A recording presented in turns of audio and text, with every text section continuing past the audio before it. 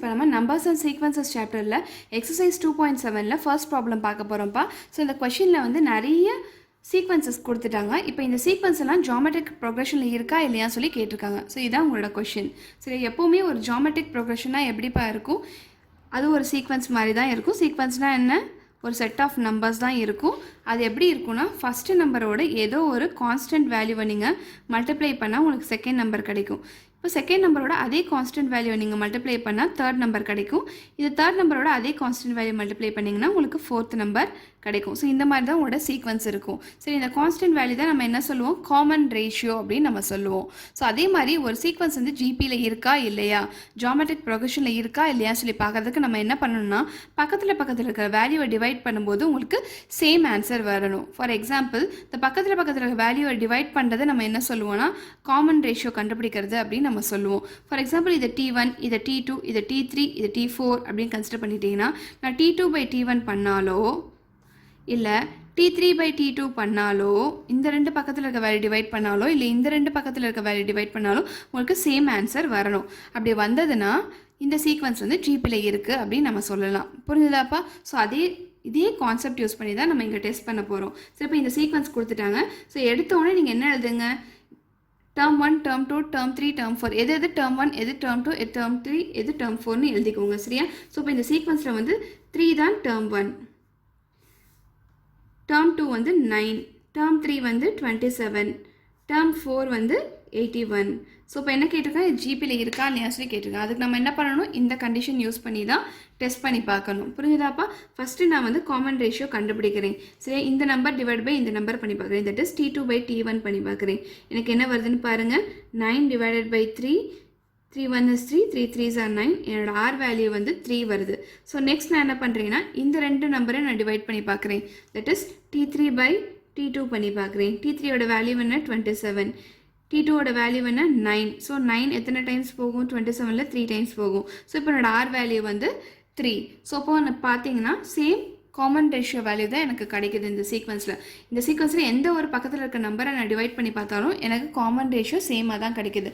So அப்போ இந்த sequence வந்து ஜிபியில் இருக்குன்னு அர்த்தம். புரிஞ்சுதாப்பா? ஸோ நீங்கள் எழுதிக்கோங்க. Therefore,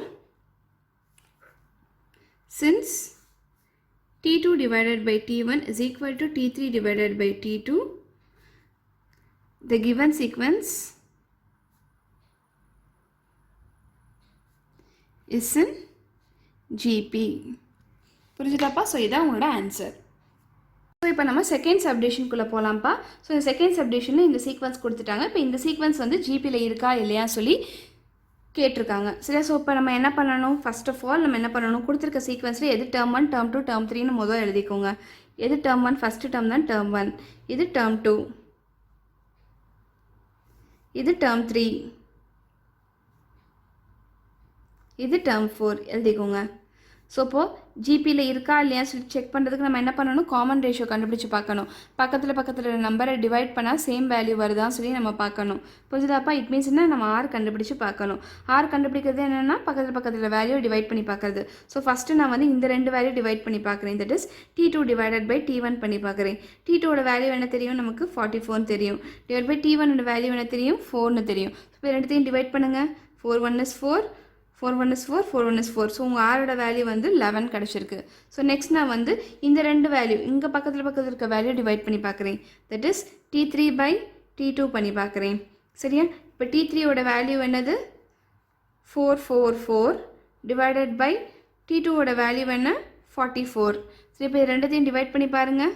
4 1 is 4, 4 1 is 4, 4 1 is 4, 4 1 is 4, 4 1 is 4. So இப்போ இதை நீங்கள் டிவைட் பண்ணால் உங்களுக்கு வருமா? 11 1 is 11. மிச்சம் என்ன இருக்கும்? ஒன்றுமே இருக்காது. 10 point somethingனு வரும். புரிஞ்சுதாப்பா?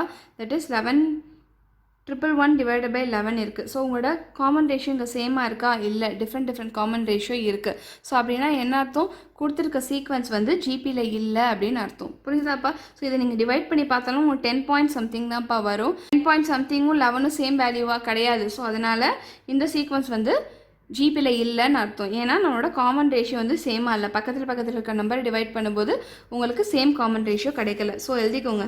Since T2 divided by T1 is not equal to T3 divided by T2,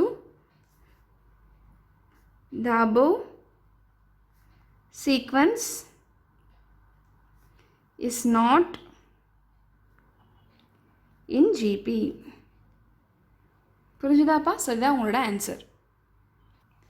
so இப்போ நெக்ஸ்ட் கொஷனில் வந்து நெக்ஸ்ட் சப்டிவிஷனில் வந்து இந்த சீக்வன்ஸ் கொடுத்துட்டாங்கப்பா. இந்த சீக்வன்ஸ் ஜிபியில் இருக்கா இல்லையா சொல்லி கேட்டிருக்காங்க. ஸோ இப்போ என்ன பண்ணணும், ஃபஸ்ட் எடுத்தோன்னே எது டேர்ம் 1 டேர்ம் 2 டேர்ம் 3ன்னு எழுதிக்கோங்க. ஃபஸ்ட்டு டேர்ம் தான் டேர்ம் 1, தட் இஸ் 0.5 தான் டேர்ம் 1. செகண்ட் டேர்ம் தான் 0.05. ஸோ இது டேர்ம் 3ன்னு தெரியும், எழுதிக்கோங்கப்பா. ஸோ இப்போ என்ன கண்டுபிடிக்கணும், நம்ம பக்கத்தில் இருக்க நம்பர் டிவைட் பண்ணால் சேம் ஆன்சர் வருதான்னு சொல்லி பார்க்கணும், சேம் காமன் ரேஷியோ கிடைக்குதான்னு பார்க்கணும். ஸோ ஃபஸ்ட்டு நான் என்ன பண்ணுறேன்னா T2 டிவைடட் பை T1 பண்ணுறேன்.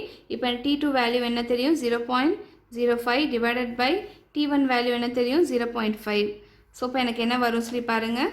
ஸோ ஒன்றும் கிடையாது, நான் டினாமினேட்டர் வந்து இன்டீஜர் ஆக்கிறதுக்கு இங்கே என்ன இருக்குது, பாயிண்ட்டுக்கு அப்புறம் ஒரே ஒரு டிஜிட் தான் இருக்குது. ஸோ அதனால் நான் என்ன பண்ணுறேன்னா 10ஆல் மல்டிப்ளை பண்ணி டிவைட் பண்ணுறேன். ஸோ இப்போ என்ன வரும், 0.05 divided by 0.5 into 10 divided by 10 பண்ணுறேன். ஸோ அப்போ எனக்கு என்ன வரும்னா இங்கே வந்து ஒரு டிஜிட் தள்ளி போயிடும். அப்போ மேலே வந்து 0.5 வரும், டினாமினேட்டரில் வந்து 5 வந்துடும். புரிஞ்சுதாப்பா? 5.0 வந்துடும். தட் இஸ் 0.5 இன்ட்டு 10 பண்ணும்போது 5 வந்துடும், 0.05 இன்ட்டு 10 பண்ணும்போது 0.5 வந்துடும். புரிஞ்சுதாப்பா? ஸோ இப்போ நான் கேன்சல் பண்ணுறேன். என்ன வருது, 5 1 is 5, 5 1 is 5. ஸோ 0.1 தான் உங்களோட காமன் ரேஷியோ. நெக்ஸ்ட் நான் என்ன பண்ணுறேன்னா இந்த நம்பர் டிவைட் பை இந்த number, that is T3 divide by T2 பண்ணி பார்க்குறேன். இந்த ரெண்டு பக்கத்தில் இருக்க நம்பரை டிவைட் பண்ணி பார்க்குறேன். ஸோ இப்போ என்ன வரும், T3 டிவைட் பை T2 பண்ணிங்கன்னா 0.005 டிவைடட் பை 0.05. ஸோ இப்போ நான் என்ன பண்ணுறேன்னா டினாமினேட்டரை இன்டீஜர் ஆக்கணும். ஸோ அப்போ என்ன பண்ணணும், பாயிண்ட்டுக்கு அப்புறம் 2 டிஜிட் இருக்குது. ஸோ அப்போ நான் என்ன அர்த்தம், நான் 100ஆல் மல்டிப்ளை பண்ணணும். ஸோ நான் 100ஆல் இந்த டேர்மை மல்டிப்ளை பண்ணி டிவைட் பண்ணுறேன். ஸோ அப்போ எனக்கு என்ன வரும்னு சொல்லி பாருங்கள். ஸோ நீங்கள் இந்த நம்பர் மல்டிப்ளை பண்ணிங்கன்னா 0.5 கிடைக்கும்ப்பா. ஸோ இந்த நம்பர் மல்டிப்ளை பண்ணிங்கன்னா உங்களுக்கு 5 கிடைக்கும். ஸோ 0.5 பை 5 என்ன வரும்னு சொல்லி பாருங்கள். 5 1 is 5, 5 1 is 5. ஸோ 0.1 கிடைக்குது.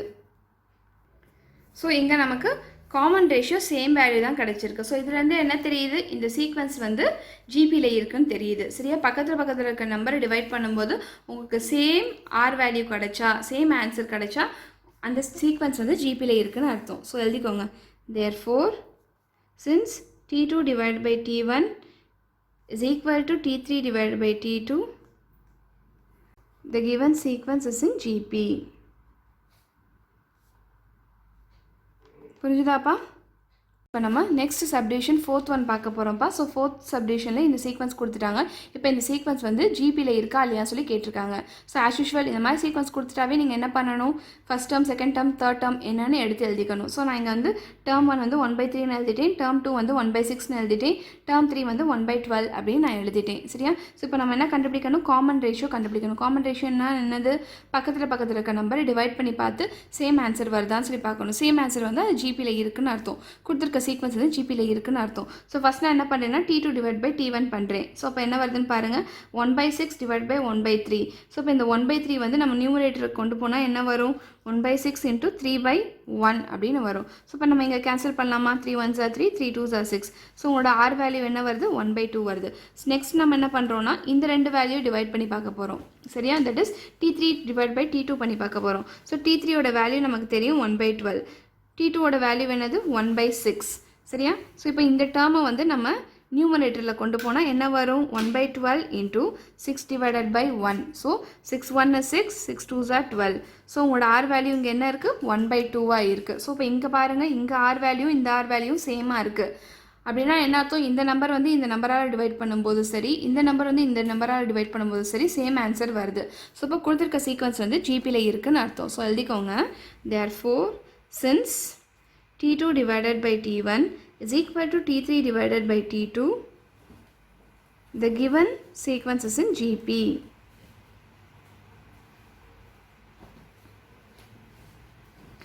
புரிஞ்சுதாப்பா? ஸோ நெக்ஸ்ட் சப்டிவிஷனில் பாருங்கள். இப்போ இந்த சீக்வன்ஸ் வந்து ஜிபியில் இருக்கா இல்லையா சொல்லி நம்ம பார்க்கணும். சரியா? ஸோ ஆஸ் யூஷுவல் நீங்கள் என்ன பண்ணுங்கள், எது டேர்ம் 1, டேர்ம் 2, டேர்ம் 3, டேர்ம் 4ன்னு எழுதிக்கோங்க. சரியா? இப்போ நம்ம டேர்ம் 1 வந்து இதுதான் 1, டேர்ம் 2 என்னது -5, டேர்ம் 3 என்னதுப்பா 25, டேர்ம் 4 வந்து -125. புரியுதாப்பா? ஜிபியில் நம்ம எப்போவுமே இது டேர்ம் 1 டேர்ம் 2 டேர்ம் 3 டேர்ம் 4 சொல்லுவோம். அது நம்ம இப்போ எழுதியாச்சு. ஸோ இப்போ என்ன பண்ணி பார்க்கணும், நம்ம பக்கத்தில் இருக்க நம்பர் டிவைட் பண்ணி பார்க்கணும். டிவைட் பண்ணி பார்த்தா உங்களுக்கு சேம் ஆன்சர் வருதான்னு பார்க்கணும். அதான் இட் மீன்ஸ் என்ன, காமன் ரேஷியோ கண்டுபிடிச்சு பார்க்கணும். ஸோ ஃபஸ்ட் நான் வந்து T2 டிவைடட் பை T1 பண்ணுறேன். அப்படின்னா என்ன அர்த்தம், இந்த ரெண்டு வேல்யூ நான் ஃபஸ்ட்டு டிவைட் பண்ணி பார்க்குறேன். That is T2 divided by T1. So இப்போ எனக்கு என்ன வரும், T2ன்றது -5 டிவைடட் பை T1 என்னது 1. ஸோ என்னோட காமன் ரேஷியோ வந்து -5 இருக்குது.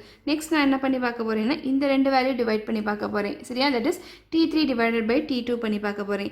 So T3 divide by T2 பண்ணி பாருங்கள். T3 வந்து 25ன்னு தெரியும், T2 வந்து -5 அப்படின்னு நமக்கு தெரியும். ஸோ இது ரெண்டுத்தையும் நீங்கள் டிவைட் பண்ணி பாருங்கள், என்ன வருதுன்னு பார்ப்போம். 5 1 is 5, 5 5 are 25. So 5 divide by -1 இருக்குது. அப்படின்னா என்ன அர்த்தம், -5 அப்படின்னு அர்த்தம். சரியாப்பா? ஸோ இப்போ நீங்கள் பார்த்தீங்கன்னா இங்கே ஆர் வேல்யூ வந்து சேமாக இருக்குது. அப்படின்னா என்ன அர்த்தம், இந்த நம்பரை வந்து இந்த நம்பரால் டிவைட் பண்ணும்போது சரி, இந்த நம்பரை வந்து இந்த நம்பரால் டிவைட் பண்ணும்போது உங்களுக்கு சேம் ஆன்சர் வருது. பக்கத்தில் இருக்க நம்பரை நம்ம டிவைட் பண்ணி பார்க்கும்போது சேம் ஆன்சர் வருது. ஸோ அப்போனா என்ன அர்த்தம், இருக்க சீக்வன்ஸ் வந்து ஜிபியில் இருக்குன்னு அர்த்தம். ஸோ எழுதிக்கோங்க, since T2 divided by T1 is equal to T3 divided by T2, the given sequence is in GP.